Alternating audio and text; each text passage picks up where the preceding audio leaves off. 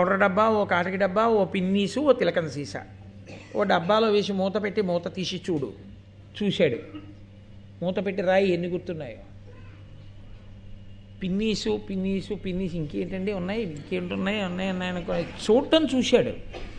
కన్నుకి చూడటం ధర్మం చూసింది, మనసు పట్టుకోలేదు. మనసు పట్టుకోనిది విద్య కాదు. మనసు పట్టుకోవడం దేనివల్ల తెలుసా అండి? గురువుగారు చెప్పినప్పుడు చెవులు దొప్పలు చేసుకుని వినగలగాలి. పాలు తీసేవాడు ఎలా తీస్తాడో గురువుగారి దగ్గర విద్య వినేవాడు అలా వినాలంది శాస్త్రం. పాలు తీసేవాడు కబుర్లు ఇలా పక్కవాడితో మాట్లాడుతున్నట్టు ఉంటాడు, కానీ రెండు మోకాళ్ళ మధ్యలో గిన్నె పెట్టుకుని పితుకుల కిందకి వంగి ఆ పితుకులు ఇలా అంటున్నప్పుడు పితుకులలోంచి పాలు సన్నటి ధార మొట్టమొదట ఖాళీ గిన్నెకి తగిలినప్పుడు టింగ్ టింగ్ అని గిన్నెకి తగిలిన చప్పుడు వస్తుంది. కొద్ది పాలు ఉన్నప్పుడు పితుకుతుంటే సన్నటి ధార వెళ్ళి తిన్నగా తగిలి కొంచెం నీటి కిందకి తగిలినటువంటి చప్పుడు వస్తుంది. కుండ నిండుతుండగా ఆ పితుకులలోంచి వచ్చినటువంటి ధార తగులుతుంటే కొంచెం నురగ మీద తగులుతున్న చప్పుడు వస్తుంది తప్ప ఎక్కువ చప్పుడు వినపడదు. అప్పుడే కుండ నిండుతోందని జాగ్రత్తగా ఉండాలి. పరాకుగా ఉన్నాడు అనుకోండి, ఇలా ఇలా అనడం, ఆ పితుకులు పట్టుకుని అనేస్తున్నాడు, కుండే సరిగ్గా పెట్టుకోలేదు, పాలన్నీ నేల మీద పడిపోతాయి. ఒకసారి అయిపోయింది అనుకోండి ఆవు దగ్గర పాలు, మళ్ళీ రేపటి వరకు ఇవ్వరు. పాలు పితికేవాడు ఎంత జాగ్రత్తగా పితుకుతాడో గురువుగారి మాటలు వినే శిష్యుడు అంత జాగ్రత్తగా వినాలి. విని మనసుకున్న లక్షణం ఏమిటో తెలుసా అండి? మనసులోంచే టేప్ రికార్డర్ క్యాసెట్ వచ్చింది, అది మళ్ళీ దాని మీద సూపర్ ఇంపోజిషన్ని అలౌ చేస్తుంది. పూర్వం నా చిన్నతనంలో టేప్ రికార్డర్ క్యాసెట్స్ అని ఉండేవి, ఆడియో క్యాసెట్స్. అది దాని మీద ఏదో మాయాబజార్ సినిమా పాటలు ఉండేవి. ఆ తర్వాత వెళ్ళి శ్రీకృష్ణ పాండవీయం సినిమా పాటలు దీని మీద చేసేయండి, ఇదే క్యాసెట్ పెట్టి మళ్ళీ రికార్డ్ చేసేస్తే ఇవి పోతాయి, వచ్చేస్తాయి. మనసు కూడా అంతే. అది ఏం చేస్తుందో తెలుసా అండి? మనసు, ఇంకొక మాటలో చెప్పాలంటే మెదడు అనుకోండి, మీరు దేని పట్ల ఆసక్తి తగ్గించేసుకుని ఇంకొక దాని మీద ఆసక్తి పెంచుకున్నారో దాన్ని రికార్డ్ చేసుకొని దీన్ని వదిలేస్తుంది. వదిలేసింది అంటే గుర్తు ఏమిటో తెలుసా అండి? ఆసక్తి మారిపోయింది అని గుర్తు. ఆసక్తి ఉండిపోయింది అని గుర్తేమిటో తెలుసా? ఎన్ని సంవత్సరాల వయసు రానివ్వండి, ఆ ధర్మ సూక్ష్మం కానీ లేకపోతే ఆ ఘట్టం కానీ దాని గురించి మాట్లాడడంలో కానీ తడబడదు, అలాగే వెడుతుంటుంది. ఎందుచేత అంటే ఆసక్తి ఉండిపోయింది. మనసుకుండే లక్షణం ఏమిటంటే మీరు పని ఏది చేస్తున్న ఆసక్తి అన్నది దానికి ఉండాలి, కానీ అది దాన్నే పట్టుకుంటుంది. వెళ్ళడం ఆఫీస్కి వెళ్ళినా ఆసక్తి భారతం మీద ఉండిపోయింది అనుకోండి, చిన్న ఖాళీ వస్తే చాలు, ఏమి ద్రోణాచార్యుల వారు ఏమి ద్రోణాచార్యుల వారిని తేడుస్తున్నాడు అనుకోండి, ఒక ఫైల్కి మధ్యలో ద్రోణాచార్యుల వారు ఉంటారు. ఎందుకని అంటే ఆసక్తి ఉంటే, అమ్మ బాబోయ్ సాయంకాలం అయిపోతుంది భారతం చెప్పాలి రోయ్ అని ఏడుస్తున్నాడు అనుకోండి, ఒక్కటి జ్ఞాపకం ఉండదు. ఎందుకంటే ఆసక్తి ఇంకొక దాని మీద ఉంది కాబట్టి ఇది నిలబడదు. అందుకే అసలు ముందు మనసు పరిపుష్టము కావాలి, దాని మీద ఆసక్తి ఏర్పడాలి. ఆసక్తి కలగని చదువు చెప్పవద్దు అంది శాస్త్రం. అందుకే మాకు చిన్నతనంలో పాఠం చెప్పేటప్పుడు పాఠం చెప్పడం తేలిగ్గా చెప్పేవారు. ఆ పాఠం అసలు ఇవన్నీ ఏమిటి కుతూహలం పెంచడానికి ఎక్కువ చెప్పేవారు. నాకు బాగా జ్ఞాపకం, నా చిన్నతనంలో మాకు పాఠం చెప్పే రోజుల్లో ఎలా చెప్పేవారంటే, పుస్తకం మూసేసిలాగా కురు పాంచాల కోసల కాశీ వజ్జీ మల్లా అంగా మగధ వత్స మచ్చ ఛేది అవంతి గాంధార కాంభోజ సౌరాష్ట్ర ఆశ్మక, ఇన్ని రాజ్యాలు గెలిచాడు రా, చూసుకో పుస్తకంలో ఇదే వరుస అంటే కురు పాంచాల కోసల కాశీ వజ్జీ అల్లా అంగా మగధ వత్స మచ్చ ఛేది అవంతి గాంధార కాంభోజ సౌరాష్ట్ర ఆశ్మక. ఓ ఆసక్తి వచ్చేది. అబ్బా ఈయన ఎలాగ చెప్పేస్తారో అలా మనం కూడా ధారణ చేయలేమా అంతే. ఇంక తెల్లవారుజామున కురు పాంచాల మాసి మజ్జి బల్లాంగా వగదామత్సాచేది ఆసక్తిని ముందు సృజించేవారు. అది అలా ఎందుకు జరుగుతుంది అని ముందు రకరకాల ప్రశ్నలు వేసేవారు. అవును ఇది ఇలా ఎందుకు జరుగుతుంది అన్న తర్వాత ఎవడైనా చెప్పగలిగిన పరిణతి పొందుతున్నాడేమో చూసి చెప్పమనేవారు. తప్పు చెప్పినా నిరుత్సాహపరిచేవారు కాదు, అప్పుడు చెప్పేవారు. అప్పుడు ఎలా ఉండేదో తెలుసా అండి? అమ్మ భలే ఉందిరా అలా పాతుకుపోయేదంటే ఇంక మెదడు మీద. అది విద్యాబోధన యందు వారు అటువంటి ఆసక్తిని పురికొల్పేవారు మహానుభావులు. అది గ్రహించగలిగినటువంటి నైపుణ్యం గురుస్థానంలో ఉండేవాడికి ఉండాలి, శిష్యుడు అటువంటి సాధనాబలంతో ఉండాలి. ఈ రెండు ఉంటే వాడు అగ్రస్థానాన్ని పొందడంలో ఆశ్చర్యమే ఉంది. ఆయన అర్జునుడికి ఏం చాటుకి తీసుకెళ్ళి ఏమైనా అయిపోయిన తర్వాత మా ఇంటికి రా, రాత్రి 8ంటికి నీకు మళ్ళీ వేరే చెప్తాలే పాఠం నేను చెప్పలేదు ఎప్పుడు ద్రోణాచార్యులు వారు. ఎప్పుడు చెప్పినా అక్కడే చెప్పాడంతే ఆయన పాఠం. ఆయన మళ్ళీ వేరుగా తీసుకెళ్ళి ఇంటి దగ్గర చెప్పినవి ట్యూషన్స్ అని నేను అనడం బాగుండదేమో, అలా ఆయన ఎప్పుడూ ఏమీ చెప్పలేదు. ఆయన చెప్పింది ఏమైనా అంటూ ఉంటే అందరికీ కలిపే. కాబట్టి నేను అందుకే నా అర్థి మీరు సహృదయంతో అర్థం చేసుకోండి. మహాభారతం అప్పుడు కాదు ఇప్పుడు కాదు ఎప్పటికీ ఆదర్శమే. ఎవరికి? అందరికీ ఆదర్శమే. నేను అంటాను బిఈడిలో నన్నయ్య గారి పద్యాలు కొన్ని వేయవలసి ఉంటుంది. టీచర్ ఏమి నేర్చుకుని పాఠం చెప్పాలన్న దానికి నన్నయ్య గారి దగ్గర నుంచి తెలుసుకోవాలి. పిల్లాడు చదువుకోవడం మొదలుపెట్టిన తర్వాత ఒక స్థాయికి వచ్చే ముందు నన్నయ్య గారి పద్యాలు చెప్పి అసలు నువ్వు ఇలా చదువుకోవడం నీకు రావాలని చెప్పాలి. లేకపోతే వాడికి ఏం అలవాటు అవుతుందంటే గురువుగారికి పేర్లు పదులు పెట్టడం అలవాటు అవుతుంది. కాబట్టి సరే ఇదంతా అసందర్భం అని నేను అన్న, కానీ భారతం మాత్రమే అంటారు. కాబట్టి ఇప్పుడు ఇలా సాధన చేయలేని వాళ్ళు కొందరు ఉన్నారు కదండి. మరి అందరూ వింటున్నారు, ఒకడు వృద్ధిలోకి వస్తున్నాడు. ఎందుకు వస్తున్నాడు? చీకట్లో దీపం ఆరిపోతే బాణాలేసి నేర్చుకుంటాడు. ఇంటికి వెళ్ళి హాయిగా పడుకోడు, సాధన చేస్తూనే ఉంటాడు కష్టపడి. కాబట్టి అతను సమున్నత స్థితికి వెళ్ళిపోతున్నాడు. మిగిలిన వాళ్ళు ఏం చేయొచ్చు? రెండు చేయొచ్చు. ఆయనలా సాధన చేయొచ్చు. పురే నువ్వు ఎలా చేస్తున్నావురా, మేము అలా చేస్తాం, పోన్లే వాడంత కాకపోయినా కొత్త ఎదుగుదాం మనం కూడా. ప్రేమ చేత ఆదర్శంగా తీసుకోవచ్చు. రెండు, వీడేమీ చేయకుండా అలాగే ఉండి వాడంత గొప్పవాడవడం ఏమిటని ఏడవచ్చు కాదు. రెండు మార్గాలు ఉంటాయి. క్లాస్లో ఫస్ట్ ఒక్కడే కదండి ఉంటాడు. కాబట్టి ఆ ఒకడిని ఆదర్శంగా తీసుకోవడం నేర్పాలి తెలుసా అండి ఉపాధ్యాయుడు. ఆ ఒకడిని ఆదర్శంగా తీసుకోవడం మిగిలిన పిల్లలకి నేర్పకపోతే ఏమవుతుందో తెలుసా? ఈ జాడ్యం పిల్లలతో పోదు, తల్లిదండ్రులకి ఎడుతుంది. ఎదురింట్లో అబ్బాయికి ఎప్పుడూ ఫస్ట్ వస్తుంది, మా అబ్బాయికి ఫస్ట్ రావట్లేదు, ఎందుకు రావట్లేదు అంటారు. కానీ వాళ్ళ అబ్బాయి ఏం చేస్తున్నాడో మీ అబ్బాయి చేస్తున్నాడా ఆలోచించరు. కాబట్టి ప్రేమతో ఆదర్శంగా తీసుకోవడం రాకపోతే శీలం పాడైపోతుంది. దుర్యోధనాదులు అదే చేశారు కౌరవులు. వాళ్ళు ఏం చేశారంటే అనిలాత్ముజు బలమును అర్జును కార్ముక కౌశలంబు శూరగుణంబుల్ మనమున సహింప నోపక వనరుచు ధృతరాష్ట్ర సుతులు వందిరి తమలో.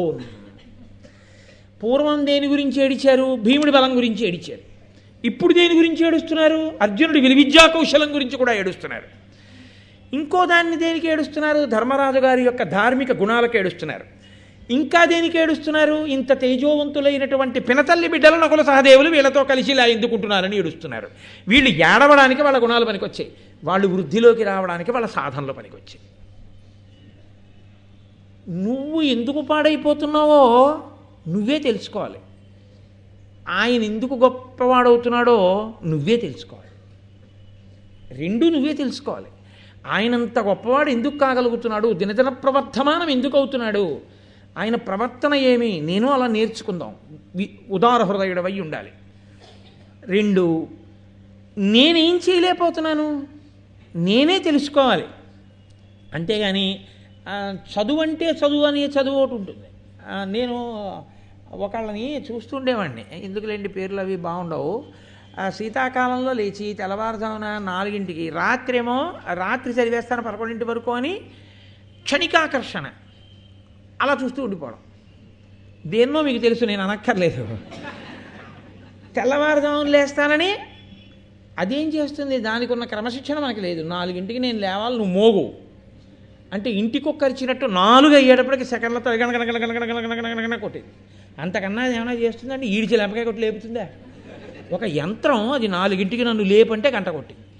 శుభప్రదంగా మంగళప్రదంగా గంట మోగుతూ లే అని లేపేది. నువ్వు దాన్ని నోరు ఇలా పట్టుకుని నోరు మోయ్, నువ్వే కదా లేపన్నావు అని ఊరుకో, నువ్వు నిద్రపోయావు. ఎన్ని మాటలు దాని కంఠం నొక్కావో అన్ని మాటలు నువ్వు మెట్లు దిగావు. ఎన్ని మాటలు నువ్వు లేచి దాన్ని పవిత్రంగా చేతితో స్పృశించి భగవన్నామని చెప్పి నమస్కరించి లేచి నీ పనిలోకి నువ్వు వెళ్ళావో అన్ని మాటలు మెట్లు ఎక్కుతున్నావు. లేవలేని వాడి అలారం ఎందుకు, అలారం పెట్టుకున్న వాడివి నిద్రపోవడం ఎందుకు? రెండూ తప్పులేక. ఇది సాధన లేకపోవడం, పైగా పక్కవాడి మీద ఏడుపు ఎందుకు? ఈ అసూయ అన్నది ఒకటి వస్తే వచ్చేవి జారుడు మెట్లే. నన్నయ్య గారు ఏదో సరదాకి రాసిన పద్యాలని మీరు అనుకోకండి. ఎవడి జీవితంలో వృద్ధిలోకి రావాలనుకున్నా ఆయన తెర వెనక చేసేటటువంటి సాధనని మీరు గమనించవలసి ఉంటుంది. కాబట్టి ఆ సాధన అన్నదే అంత అవసరం. కొన్నాళ్ళయింది. అయిపోయిన తర్వాత ద్రోణాచార్యుల వారు అందరు శిష్యుల్ని పిలిచారు. పిలిచి దానికి మళ్ళీ ఒక గౌరవం ఒకటి ఉంటుంది. ఏమిటి అంటే అందరికన్నా వయసులో పెద్దవాడు ఉన్నాడు కదా, వాడిని ముందు పిలిచి అడుగుతూ ఉండాలి. కాబట్టి ధర్మరాజు గారిని ముందు నించోబెడుతూ ఉంటాడు ఆయన. స్కూల్లో చూడండి, పొడుగు వాళ్ళని ముందు నించోబెడుతూ ఉంటారు. అప్పుడప్పుడు పొట్టి వాళ్ళని ముందు కూర్చోబెట్టి పొడుగు వాళ్ళని వెనక్కి కూర్చోబెడతారు. నువ్వు ఉంటే వాడికి కనపడతారా అంటారు. అవసరాన్ని బట్టి మారుస్తూ ఉంటారు. ద్రోణాచార్యుల వారు ఎప్పుడూ ధర్మరాజు గారిని పక్కన నించోబెట్టేవాడు, వయసుని సిద్ధాంతంగా తీసుకొని. కాబట్టి నిలబెట్టి ఆయన అన్నాడు, ఇదిగో ఆ చెట్టు మీద పక్షిని చూసావా అన్నాడు. కృతకమైన పక్షిని పెట్టాడని మీరు అనుకోవచ్చు, తప్పేం లేదు. పెట్టి ఆ పక్షి తల కనపడుతోందా, బాణం వేసి కొట్టగలవా, ఇంకేమైనా కనపడుతున్నాయా అని అడిగాడు. అయితే ధర్మరాజు గారు అన్నాడు, పక్షి కనపడుతోంది, చెట్టు ఆకులు అన్నీ కనపడుతున్నాయి, నువ్వు వెయ్యక్కర్లేదు బాణం, అదొక వృధా, పక్కకి వెళ్ళాను. ధర్మరాజు గారిని నెత్తినెక్కించుకోలేదు. ఆ తర్వాత భీముడిని పిలిచాడు, నకులుడిని పిలిచాడు, సహదేవుడిని పిలిచాడు, దుర్యోధనుడిని పిలిచాడు, మిగిలిన 99 మంది పేర్లు గుర్తెట్టుకు పాపం అటెండెన్స్ అటుకు పిలిచాడు. పిలిచి అందరినీ ఇదే అడిగాడు, బాణం వేసే తల కొట్టేయి దానికి అనలేదు ఆయన. దాన్ని తల ఛేదించాలి, తల ఒకటే కనపడుతోందా ఇంకేమైనా కనపడుతున్నాయి అంటే పక్షి కనపడుతోంది, ఈకలు కనపడుతున్నాయి, రెక్కలు, వెళ్ళిపో. అర్జునుడిని పిలిచాడు, దాని మెడ మీద తగలాలి బాణం, ఏం కనపడుతోందన్నాడు. నాకు ఇంకేమీ కనపట్టలేదు, మెడ ఒకటే కనపడుతోంది, వదులు బాణం అన్నాడు. అంతే. పక్షి శిరంబు తిరంబుగా నీక్షించితి ఒండుగాన నిద్దియుననినన్ లక్షించి వేయుమని సూక్ష్మేక్షణుడు ద్రోణుండు పనిచే ఇంద్రతనూజున్. వదిలిపెట్టు బాణం అన్నాడు. అంతే. ఆ బాణం వెళ్ళి ఖచ్చితంగా పక్షి యొక్క మెడకి తగిలి ఆ మెడ తెగి కింద పడిపోయింది. లక్ష్యశుద్ధి అంటారు. దేని మీద దృష్టో దాని మీదే దృష్టి పెట్టగలగడం. ఇది ఎలా ఉంటుందో తెలుసా అండి? లక్ష్యశుద్ధి అన్న మాటకు అర్థం ఏమిటో తెలుసా? అది మీరగుట. నేను అన్నం తింటున్నాను అనుకోండి, అన్నం ఏమవుతుంది?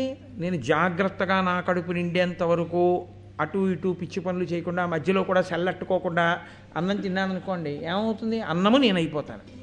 నేను దాహం వేసి బింది దగ్గరికి వెళ్ళాను, నాకు ఎన్ని నీళ్లు కావాలో అన్ని నీళ్లు జాగ్రత్తగా గడగడగడగడగడ తాగేయకుండా చక్కగా నీళ్లు తాగాను అనుకోండి, నీళ్ళు ఏమవుతాయి? నేనైపోతాను. ఎందుకైపోయాయి? దాని మీదే దృష్టి పెట్టి నీ కడుపు నిండేంత వరకు, నీకు చాలనేంత వరకు నువ్వు లోపలికి పుచ్చుకున్నావు కాబట్టి నీవైపోయాయి. అంతేగాని పరాకుగా ముక్కు దగ్గర పెట్టి పోసేశారనుకోండి, కడుపు నిండే దాహం తీరుతుందా? తీరదు. చదువునందు కూడా అంతే. పుస్తకం ఎదురుగుండా పెట్టుకోవడం తాను చదవడం కాదు, చదువుతుండగా పుస్తకం తాను ఎంత మారిపోతున్నాడు. అందుకే నేను వ్యాసుణ్ణి చదివాను, నేను నన్నయ్య గారిని చదివానంటాడు. అంటే భారతం చదవడం కాదు, భారతము తానవ్వాలి. అంటే అంతగా అక్కడ చదువుతున్నప్పుడు పుస్తకము పద్యాలు కాదు, మీకు అంతఃపురము, ద్రోణాచార్యుల వారు, చెట్టు, పక్షి వాళ్ళందరూ రావడం, వెయ్యమండం బాణం, అర్జునుడు వెయ్యడం, ఆ పక్షి తల ఊడి కింద పడిపోవడం, ఇవన్నీ ఇక్కడ కనపడుతూ ఈ కన్నులు పద్యాన్ని చదవాలి. అప్పుడు ఘట్టం ఇక్కడ ముద్రపడిపోతుంది. ముద్రపడితే ఆయన చదివాడు భారతాన్ని, తడబాటు రాదు. ఇలా ఓసారి పైనుంచి కిందకి వెళ్తూ మధ్యలో ఒకసారి కాఫీ అయిపోయింది ఏంటి అని ఇలా మాట్లాడుతూ సెల్ ఫోన్ తీసి చదువుకున్నాడు అనుకోండి, ఆయన ఏం చదివాడో ఆయనకే తెలియదు. ఆ తర్వాత వచ్చిన తర్వాత ఎవరో ఒకళ్ళు, అది కూడా ఉంది కదండి పుస్తకంలో ఉన్నాను, అది ఉందా బెబ్బే, అది ఎక్కడుంది, అదేమిటి ఇక్కడ ఉంది కదండి చూడండి, అరే చూడలేదండి అంటాడు. చూడలేదేమిటి, చదివావుగా మరి. అంటే అక్కడ శ్రద్ధ లేదు, లక్ష్యశుద్ధి లేదు, అది తాను కావాలన్న శ్రద్ధ లేదు. ఈ శ్రద్ధ ప్రారంధం ఏమిటంటే ఎక్కడెక్కడ ఉండదో తెలుసా అండి? చదువు దగ్గర, జపం దగ్గర, పూజ దగ్గర, వినడం దగ్గర, అలాంటి వేటి దగ్గర ఉండదు. అందుకే పాపం విందామని వస్తారు, రావడంలో కష్టపడి వస్తారు, అందులో దోషమేం లేదు. ప్రారంభం ఏమిటో కానీ ఖచ్చితంగా ఇక్కడే నిద్ర వస్తుంది. అది కూడా అదేమిటో మరి ఇళ్లల్లో అయితే తూలిపోతారు, ఇక్కడ అలాగే కూర్చుని నిద్రపోతారు తపస్సు చేస్తున్నారు. అటు ఇటు కూడా మళ్ళీ బెసకరు. కాబట్టి అర్జునుడు అంత గురితో బాణం వేయగలిగాడు. వేస్తే సంతోషించాడు ఆయన లక్ష్యశుద్ధికి. ఇదిరా నాయన నేను కోరుకునేది, చాలా అద్భుతమైనటువంటి లక్ష్యశుద్ధిని నువ్వు చూపించావు అని. ఒకనాడు ఇది చెప్పాడు కదండి, అదిగో చెట్టు మీద పక్షి ఉంది, ఆ పక్షి మెడ కొట్టాలన్నాడు. అది కదలటం లేదు కాబట్టి కొట్టేశాడు, అయిపోయింది. ఒక్కొక్కసారి ఏమవుతుందంటే భయము, ఉద్విగ్నత, దుందుడుకుతనము ఇలాంటివి కొన్ని ఉంటాయి. అవి దాని యందు చాలా తొందరపడకుండా, ఆవేశం లేకుండా చక్కగా ఆలోచించగలిగినటువంటి నిపుణత కూడా ఉండాలి విలువిద్యకి పక్కన. అది లేదనుకోండి, అది లేకపోతే ఏమవుతుందంటే లేనిపోని ఉపద్రవాలు వస్తాయి.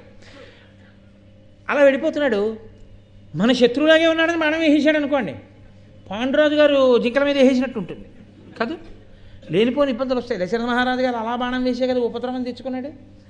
కాబట్టి బాగా ఆలోచించి దేని కొరకు బాణం వేస్తున్నాను అన్నది ఆలోచించి వేసేవాడు అయి ఉండాలి. అలా వేసే ముందు నిలబడడానికి ధైర్యం ఒకటి ఉండాలి. ముందు తనే భయపడి పారిపోయేవాడు బాణాలు ఏం వేస్తాడు? అటు ఇటు తాను పారిపోతూ బాణాలు వేస్తే అసహ్యంగా ఉంటుంది. అది ద్రోణాచార్యుల వారంటే ఆయన ఎన్ని నేర్పాడండి, ఎన్ని గొప్ప విషయాలు నేర్పాడు నిజంగా. ఇవాళ చూడండి, సమాజంలో ఒక విచిత్రం జరుగుతూ ఉంటుంది. అది ప్రమాదం జరగదు, ప్రమాదం జరగకపోయినా మాక్ డ్రిల్ అంటారు, జరిగినట్టుగా చేస్తారు. చేస్తే నిజంగా అక్కడ అలాంటి ఉపద్రవం ఏదైనా జరిగిందనుకోండి, జరిగితే రక్షణ వ్యవస్థ అంతా కూడా ఎంత సిద్ధంగా ఉంది అన్నది చూడడానికి చూస్తారు. ఏదో ఫైర్ ఎక్స్టింగ్విషర్ ఉంది, దాన్ని ఎత్తి కింద కొడితే ఆ లోపల ఉన్న కార్బన్ డైఆక్సైడ్ అందులోంచి బయటకు వస్తుంది. ఫైర్ ఎక్స్టింగ్విషర్స్ ఉన్నాయి, అగ్నిమాపక యంత్రాలు, సిబ్బంది ఉన్నారు. కానీ ఎప్పుడు 5 ఏళ్ల నుంచి అక్కడ ఏం అగ్ని ప్రమాదం జరగలేదు భగవంతుడి దయ వల్ల. రీఫిల్ ఒకటి ఎప్పుడు మార్చాలో అప్పుడు మార్చేస్తున్నారు 3 నెలలకు ఒకసారి. కానీ నిజంగా అగ్ని ప్రమాదం వచ్చిందనుకోండి, బెల్ ఒకటి కొడతారు. ఆ బెల్ కొట్టగానే ప్రతి చోట దాన్ని, ఆ ఫైర్ ఎక్స్టింగ్విషర్ని, అగ్నిమాపక యంత్రాన్ని తీసి నేలకేసి కొట్టాలి. దాని నాబ్ వెళ్ళి ఆ గొట్టాన్ని వెళ్ళి లోపల కొడుతుంది. లోపల ఉన్న కార్బన్ డైఆక్సైడ్ సిలిండర్ బద్దలైపోయి కార్బన్ డైఆక్సైడ్ పైకి వస్తుంది. వస్తే మంట ఆరిపోతుంది. అది వీడికి గుర్తుందో లేదో అని ఏం చేస్తారంటే, అగ్ని అంటుకోకపోయినా వీళ్ళే ఎక్కడో ఏ గడ్డో అంటించి ఫైర్ బెల్ కొడతారు. ఆ బెల్ కొట్టారంటే అందరూ గబగబా దీన్ని పట్టుకుని పరిగెత్తాలి. వీడప్పుడు ఏమన్నా 3 ఏళ్ల క్రితం వెళ్ళాను చెన్నై ట్రైనింగ్కి, ఇది ఎలా కొట్టాలంటారు, ముందుకు తిప్పి కొట్టాలా వెనక్కి తిప్పి కొట్టాలా అన్నాడు అనుకోండి, అగ్ని ఆగుతుందా వీడు నేర్చుకుని వచ్చే వరకు. అందులో అప్పుడప్పుడు వీడికి ఇటువంటి ఉద్విగ్నతతో వెంటనే ఆ స్థితిని ఎదుర్కొనేటటువంటి స్థితిని కల్పించడానికి కృతక ప్రమాదమును సృష్టిస్తారు. సృష్టించి వీడిలా ఉన్నాడా లేడా, వీడిలా చేయగలడా లేడా, నిలబడగలడా లేడా పరిశీలిస్తాడు. ఎందుకో తెలుసా అండి, చక్కగా ఉన్నప్పుడు చేసినటువంటి ప్రయత్నం గభాలన చేయవలసి వస్తే చేయలేని వాడు ఉంటాడు లోకంలో. మళ్ళీ అదో గమ్మత్తు ఉంటుంది. మీరు బాగా ఏమండో రేపు 100 మీటర్లు పరిగెత్తాలి అన్నారనుకోండి, 6 నెలల నుంచి పరిగెత్తి పరిగెత్తి పరిగెత్తి పరిగెత్తి సాధన చేసేసి పరిగెత్తవలసిన రోజున 100 మీటర్లు దుడుక్కులు పరిగెత్తిస్తారు. ఓ 3 నెలలు పోయిన తర్వాత ఇవాళ నువ్వు ఇప్పుడు పరిగెత్తాలి అన్నారనుకోండి, ఆ మాట మీరు ముందు చెప్పలేదు, ఇప్పుడు ఎక్కడ పరిగెత్తగలం, కడుపు ముందుకు సాగిపోయింది. ఆ ఒక్కసారి పరిగెడితే చాలనుకున్నాను, అస్తమానం ఇలా పరిగెత్తమంటారని నాకేం తెలుసు అన్నాడు అనుకోండి. ఎలా అంటే అప్పుడు పనికి రాలేదు ఆయనకి, ఎప్పుడో పనికి వచ్చిన వాడని అనుకున్నా, ఇప్పుడు పనికిరాని వాడు అయిపోయాడు ఆయన. అలా వీళ్ళు అటువంటి స్థితి కలిగితే నిలబడగలిగిన వాళ్ళేనా ఈ శిష్యులు? లేకపోతే ఆ స్థితిలో నిలబడలేక వచ్చిన అందరినీ నించోబెట్టి ఒక్కొక్కడిని పిలిచి, నాన్న పక్షిని కొడతావా అంటే కొట్టగలనండి అని ఒకడు, కొట్టలేనండి అని ఒకడు. అర్జునుడు కూడా ఇలా అయితే ఆ పక్షి ఇప్పుడు కదిలిందాక ఇప్పటికి 101 మంది వెళ్ళి దాన్ని వేయగలవా అంటే అన్నీ కనబడ్డాయి, పక్కకి వెళ్ళిపోవని కదా పిలుస్తున్నాడు. కాబట్టి అకస్మాత్తుగా ఏదైనా సంఘటన జరిగితే నిలబడతాడా అర్జునుడు? తత్తరపడకుండా నిలబడగలడా? అప్పుడు కదా పూర్ణత్వం విద్య ఎందు చూడాలి. అలా నిలబడగలిగితే ధర్మాన్ని నిలబెడతాడు. ధర్మానికి వైక్లభ్యం ఎలా వస్తుందండి? నోటీస్ ఇచ్చి వస్తుంది ఏంటి? దొంగతనం చేసేవాడు ఏమంటే రాబో 3 నెలలలో ఏ రోజైనా నేను మీ ఇంటి దొంగతనం చేయవచ్చు అని కాగితం ఏమైనా పంపిస్తాడా? ట్యాక్స్ కట్టమని పంపిస్తారు. ఏదో ఇన్ని వచ్చే నెల 21వ తారీఖు లోపల మీరు పన్ను చెల్లించవలను అని పంపిస్తారు. దొంగలు పంపించారు కదా నోటీసులు. కానీ పరాకుగా ఉండేవాడు ఎలా ఉండాలంటే దొంగతనం ఎప్పుడైనా జరగచ్చు అని, దొంగ ఎప్పుడైనా రావచ్చని రక్షకభటుడు ఉండాలి. అదే మనలాగే రక్షకభటుడు నుంచి ఉంటే ఎలా కుదురుతుంది? కుదరదు కదా. పరాకుగా ఉండాలి. ధర్మమునకు హాని చెప్పి రాదు. ఎవడో ఉంటాడు ఉద్ధతితో ఉన్నవాడు, వాడు ధర్మానికి హాని చేస్తాడు. అప్పుడు నువ్వు వెంటనే నిలబడి అలా బాణం వేయగలవా? ధర్మాత్ముడు అధర్మము రెండు ఉన్నాయి. ఒక ధర్మాత్ముడిని అడ్డు పెట్టుకుని ఒక అధర్మాత్ముడు అధర్మం చేస్తున్నాడు. ఏమైనా చేశారో ఈయన అడ్డు పెడతాడు. ఇప్పుడు ధర్మాత్ముడికి తగలకుండా అధర్మాత్ముడిని పడగొట్టాలి. పడగొట్టగలరా? అప్పటి నైపుణ్యానికి చెట్టు మీద పెట్టని చూపించి నువ్వు మెడకొయ్యి అన్నదానికి తేడా ఉందా లేదా? అప్పుడు బాణం వేసేసి ఏమన్నా మీరు పెట్టను కొట్టమన్నప్పుడు ఎలా కొట్టారో అలాగే కొట్టానండి, కానీ ఆయన ముందు ఇంకోటి పెట్టుకోవడంలో ఆయన దయచేసింది నేనేం చేయనండి, మా వెనకబడి పారిపోయాడు అంటే అప్పుడు ఎందుకు ఈ విద్య? ఇంకా ఈ పిట్టల్ని కొట్టడం, ఇవన్నీ బాణాలు, ద్రోణాచార్యుల వారు పెద్ద శిక్షణ తరగతులు, నేనేమో నెత్తి కొట్టుకుని చెప్పడం, యుగాలు మారిపోయినా మీరేమో పనులు మానేసి కూర్చుని వినడం. ఏమిటి ద్రోణాచార్యుల వారి గురుత్వంలో గొప్పతనం? ఇక్కడ ద్రోణుడి గొప్పతనం అంటే అది. ఇచ్చట మొసళ్ళు ఉన్నవి ఈత కొట్టరాదు అని బోర్డు ఉంటుంది కొన్ని చోట్ల. మీరు చూసారో లేదో, హైదరాబాద్ నుంచి నాగార్జున సాగర్ నుంచి వచ్చేస్తుంటే మంచి గోదావరి ప్రవాహం కనబడుతుంది. ఎవరికైనా ఉత్సాహం వస్తుంది ఒకసారి గోదావరిలో దిగుదామని. కానీ అక్కడే మొసలి బొమ్మేసి, ఒకవేళ వీడికి చదువు రాదేమో అని ఓ పెద్ద బోర్డు ఎడతారు, ఇచ్చట మొసళ్ళు విరివిగా ఉన్నవి నీట ఎందు దిగరాదు. వాడు దూరం నుంచి చూసి వెళ్ళిపోతాడు. ఆఖరికి ఎండుటాకు తగిలిన ఏమైనా నేల మీదకి వచ్చిందేమో అని కారులోనే కూర్చొని అద్దంలోంచి చూసి వెళ్ళిపోతాడు కదా. అలా ఆయన ద్రోణుడు అంటే సామాన్యమైన గురువు అండి. గురువుల వైభవం అంటే ఏమిటో మీరు గమనించాలి. ఆయన ఒక రోజున నదీ స్నానానికి వెళ్ళాడు. ధర్మం అన్న మాటకు అర్థం ఉంది. గురువుగారు నదీ స్నానానికి వెళ్ళి నేను నదీ స్నానం చేసి వస్తానన్నారు అనుకోండి, వెళ్ళి తొందరగా వచ్చేయండి గురువుగారిని, వీళ్ళు పడుకోకూడదు, వచ్చాక లేపండి అని. గురువుగారు వెళ్తున్నారంటే మనము వెళ్ళాలి. గురువుగారు వెళ్తుంటే మనం వెడితే మనం ఏం చేస్తాం? స్నానం చేసిన బట్ట మళ్ళీ కట్టుకు రాకూడదు. నది కడితే వేరు బట్ట పట్టుకెళ్ళి ఆ బట్ట కట్టుకుని ఈ బట్ట విడిచిపెట్టి దాన్ని ఆ బట్ట పట్టుకుని రావాలి. అంతే, మళ్ళీ నదిలో విడిచేయకూడదు, ఇంటికి వచ్చి ఉతుక్కోవాలి. గురువుగారి బట్టలు గురువుగారే పట్టుకుని వెళ్ళిపోతున్నారు అనుకోండి, ఇంకా గురువుగారి శిష్యుడు ఏంటి? గురువుగారి బట్టలు, గురువుగారి ఆచమన పాత్ర, కలశ పాత్ర ఆయనే పట్టుకుని వెళ్ళిపోయి ఆయనే ఆ బట్టలు తుక్కుని ఆయనే ఆ నీళ్ళు పెట్టుకుని ఆయన వచ్చేస్తే వీళ్ళు చేతులు ఉంటే గురుగారు గురుగారు అని కనపడ్డ అనుమానాలన్నీ అడగడం మొదలెట్టాడు అనుకోండి. ఆయన ఏదో మార్నింగ్ వాక్ చేసుకుందామని వెళ్ళాడు. మార్నింగ్ వాక్ చేసేవాడు మాట్లాడకూడదు కదా, ఆయన వచ్చేయాలి. అమ్మ భలే తేరగా దొరికాడరా ఇక్కడే మనకని చెప్పి అప్పుడు నీకున్న అనుమానాలన్నీ ఇప్పుడు అడగమన్నా భారతం మీద రామాయణం మీదను ఎక్కడ అడగాలో అక్కడ ఆయన ఏదో కూరలు కొనుక్కుంటున్నాడు రైతు బజార్లో, ఏమంటే మొన్న చెప్పిన భారతంలో అని అప్పుడే మొదలెట్టడం. ఆయన ఏ పని మీద ఉన్నాడో దానికో స్థితి ఉంటుంది, దానికో సమయం ఉంటుంది, దానికో సందర్భం ఉంటుంది. ఆయన ఏమనుకుంటాడు? నా ప్రారంభం కొద్దీ చెప్పాను రా భారతం, ఇది ఎక్కడ కూడా అనుకోడు. కాబట్టి ఎక్కడ ఎలా తర్ఫీదు ఇవ్వాలో అలా ఇవ్వాలి ఆయన గురువు అంటే. అంతేకాని ధనుర్వేదం నేర్పినవాడు అలా చెట్టు మీద బొమ్మని పెట్టి కొట్టేయండి అంటే కొట్టేస్తే మీరు అందరూ బాగా కొట్టేశారు అని వెళ్ళిపోమంటే ఎలా ధర్మం నిలబెడతాడండి అర్జునుడు? అందుకని ఆయన ఒక గొప్ప పరీక్ష పెట్టాడు. ఆయన స్నానానికి వెళ్ళాడు, వీళ్ళు స్నానానికి వెళ్ళారు. ఆయన అన్నాడు నేను ముందు స్నానం చేసేస్తాను అని. ఆయన అనక్కర్లేదు, వాళ్ళే అనాలి. ఎందుకంటే గురువుగారు స్నానం చేసిన తర్వాత పవిత్రమైన నీళ్లలో శిష్యులు చేయాలి కదా. గురువుగారు అంటేనే పవిత్రమని గుర్తు. కాబట్టి గురువుగారు ముందు స్నానం చేయాలి. కాబట్టి గురువుగారు స్నానానికి దిగి ఆయన స్నానం చేస్తున్నాడు. ఉరే నా కాలు మొసలు పట్టేసింది రా అని పెద్ద కేకేశాడు ఆయన. అని ఉరే రక్షించండి రా అన్నాడు. మొసలు పడితే నీళ్ళలోకి లాగేదండి. మొసలి పట్టుకుంటే చెట్టు మీద పిట్ట కూర్చున్నట్టు కనపడుతూ కాలుని అందరికీ కనపడేటట్టుగా గురువుగారి కాలు పట్టుకుని కరకరా నవ్వులుతూ తింటుంది ఏంటి? గురువుగారి కాలు నీళ్లల్లో ఉంది, మొసలి నీళ్లల్లో ఉంటుంది. నీళ్లలో ఉన్న మొసలి గురువుగారి కాలు కొరుకుతోంది. గురువుగారు మొసలి ఎక్కడుంది కరెక్ట్గా వేలెట్టి చూపించండి వేస్తాను బాణం అంటే చెయ్యి పట్టుకుంటుంది. ఇప్పుడు గురువుగారి కాలు పైన ఎక్కడుందో చూసుకుని బహుశా పాదం ఇక్కడ ఉంటుంది, నోరు ఇలా పట్టి ఉండుంటుంది, దాని మర్మావయం ఇక్కడ ఉండుంటుంది. ఒక్క బాణం కంఠం మీద తగలగానే గురువుగారి కాలు వదిలేయాలి. అంతేగాని ఎక్కడుందని అలా నీళ్ళల్లోకి ఉండండి బాగా దొరకనివ్వండి అని చూస్తూ కూర్చుంటే ఈలోగా కాలు ఆయన కూడా వెళ్ళిపోతాడు. కాదు, అందులో పట్టుకున్నది కాలు ఈడి చేయదు. సూక్ష్మ బుద్ధితో గ్రహించి బాణం వేయాలి. అంతేకాని అది గురి చూడడంలో గురువుగారి కాలొక్కటూ చూసి తొందరపడి వేసేసాడు అనుకోండి, ఉన్న దీనికి తోడు ఈ బాణం ఒట్టెళ్ళి గుచ్చుకుంటుంది ఆయన కాలుకి. నిజంగా ద్రోణుడికి చాలా కష్టమైనటువంటి వ్యవహారమే. ఎందుకంటే ఎవడో దుందుడుకుగా శిష్యుడు బాణం వేశాడు అనుకోండి, ఆ కాలు పోతుంది. అయినా పణం పెట్టాడు ఆయన. ఎందుకు నమ్మకం? వెయ్యగలడు నా శిష్యుడు అర్జునుడు. ఎంత కాపాడగలడో, ఆర్తితో ఉన్న వాళ్ళని రక్షించగలడు, ఆ నిపుణత ఉన్నది, అలా వెయ్యగలడు బాణం చూస్తున్నాడు. కాబట్టి దానిన్నేరక అందరున్ వివశలైతారున్న అన్నిరిలో కానంగాని శరీరముంగల మహోగ్రగ్రాహమున్ గోత్రభిచ్చు నుండేను శరీరం శరంబులన్ విపుల తేజుండేసి శక్తిన్ మహాసేన ప్రఖ్యుడు ద్రోణు జంగ విడిపించన్ విక్రమం బొప్పగన్. మిగిలిన వాళ్ళందరూ రక్షించండి రక్షించండి అంటే గబగబా వెళ్ళిలా చూసి, పట్టుకున్న మొసలు కనపట్టలేదు, వేసేద్దాం కానీ బాణం. నీళ్లలో ఉంది మొసలి. ఎక్కడుంది మొసలి? కనపడితే కదా మనం బాణం వేయడానికి. చెట్టు మీద పెట్ట నేర్పారు గురువుగారు. పట్టుకున్నది అలా పెట్టే ఏదైనా పట్టుకుంటే కొడతాం, మొసలి పట్టుకుంటే ఏం పడతాం? పోనీ మనము దిగుదామంటే మన్నట్టుకుంటే ఎవడో దిగడు. మాకు మొసలి కనపట్టలేదు, బాణం వేయడు. అందరూ పైగా గురువుగారిని మొసలట్టేసుకుందని భయపడిపోయి అందరూ పక్క అటు ఇటు పోయారు.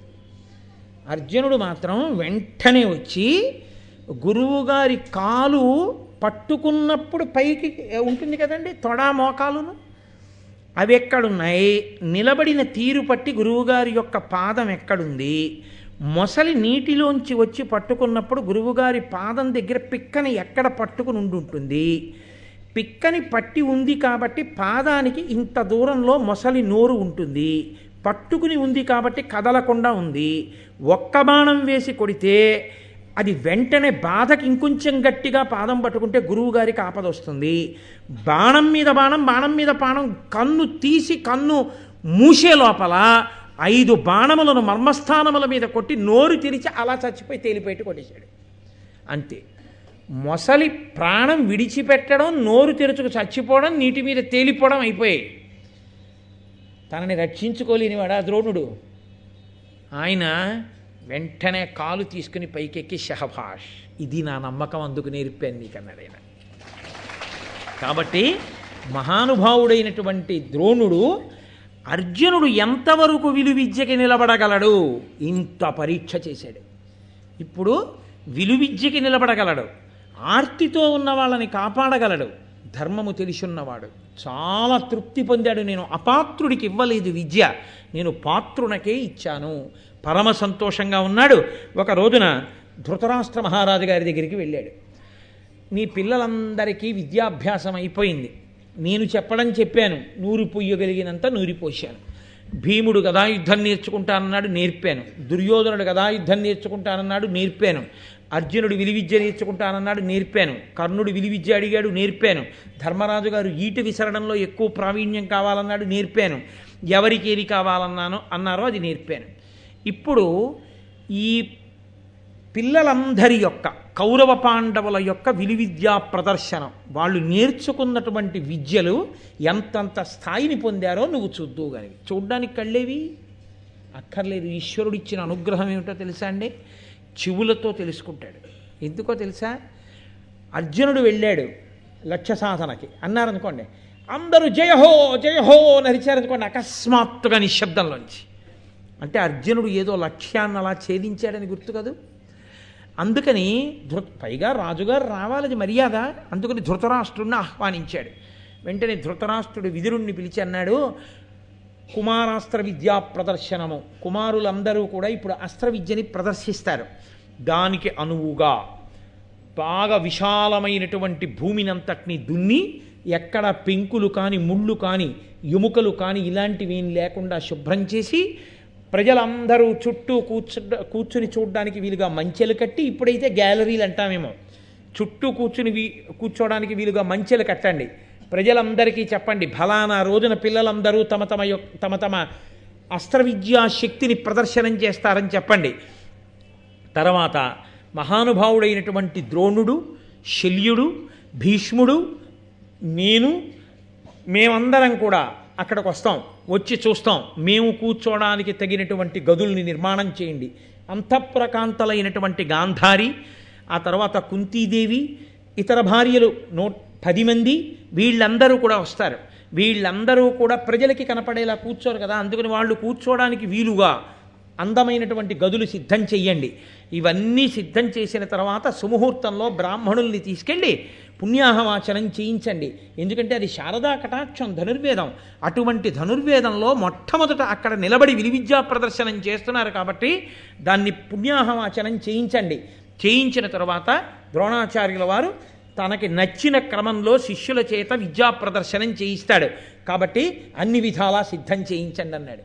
విదురుడు మహానుభావుడు ఆ విలువిద్యా ప్రదర్శనానికి వీలుగా భూమినంతటినీ చదును చేసి, మిట్టపల్లాలు లేకుండా చేసి, ఎముకలు లేకుండా చేసి, ఎక్కడ గాజు పెంకులు ముళ్ళు లాంటివి లేకుండా చేసి, గురి చూసి లక్ష్యం కొట్టి బాణప్రయోగం చేసి తన లక్ష్యశుద్ధిని నిరూపించుకోవడానికి వీలుగా కొన్ని లక్ష్యాలను ఏర్పాటు చేసి, గదాయుద్ధం చేసేటటువంటి వాళ్ళు గదలతో కొట్టుకుంటూ తిరగవలసి ఉంటుంది కాబట్టి అలా తిరగడానికి వీలుగా మెత్తటి మట్టితో కూడినటువంటి వేదికలు కొన్నిటిని తయారు చేసి, పరుగెత్తుతున్నటువంటి వాటిని కొట్టి చూపించవలసి ఉంటుంది కాబట్టి క్రూరమైనటువంటి ప్రాణులు నోరు తెరిచినప్పుడు ఎంత లాఘవంగా బాణాలు కొట్టచ్చో చూపించాలి కాబట్టి అలా కొన్ని ప్రాణులను సిద్ధం చేసి, కొన్ని కొమ్ములు, ఆవు కొమ్ము, ఎద్దు కొమ్ము ఇలాంటివి, అంటే వాటి కొమ్ము తీసుకొచ్చి వ్రేలాడగడితే ఆ కొమ్ము మీద, ఇంత కొమ్ము మీద ఎన్ని బాణములను వరుస క్రమంలో కొట్టగలడో అన్ని కొట్టి గొప్పతనాన్ని నిరూపించడానికి వీలుగా కొమ్ములు మొదలైనవి సిద్ధం చేసి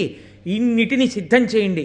ఒక్కొక్క అస్త్రప్రయోగం చేసినప్పుడు కారు చీకట్లు కమ్ముకుంటాయి, ఇంకొక అస్త్రప్రయోగం చేసినప్పుడు మళ్ళీ వెలుతురు వస్తుంది, ఇంకొక అస్త్రప్రయోగం చేస్తే వర్షం పడుతుంది, ఇంకొక అస్త్రప్రయోగం చేస్తే అగ్నిహోత్రం పుడుతుంది.